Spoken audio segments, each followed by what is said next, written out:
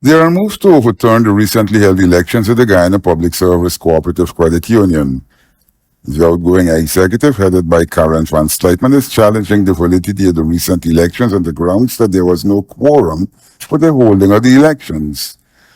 Incoming president of the credit union, Trevor Benn, in the wake of the elections, said that he was happy with the turnout of the members. This is the first time in the history of the credit union that so many people participated in a special general meeting, let alone an annual general meeting. Ben said that throughout the history of the union, there has never been more than 500 people at such meetings. Special general meetings are very rare in the organization.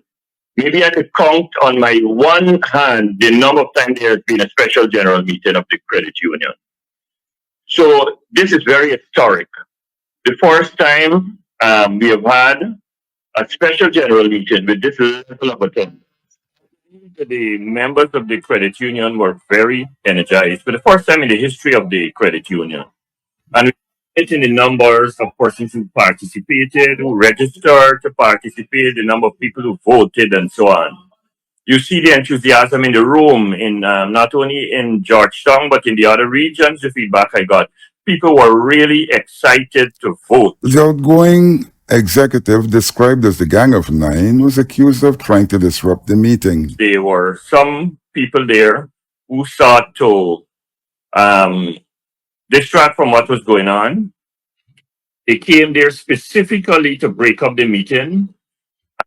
They're thankfully, members of the credit union would not have it, and we were able to proceed with the meeting on time, and we got the results that we got on the day.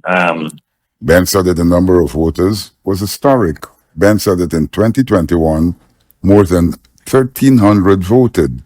He got more than 1,200 of those votes. He said that in 2021, that was the second highest number of people participating. We have got to give the people the benefit of their participation. The challenge we have in Guyana, unlike any other country in the world, there is a requirement for a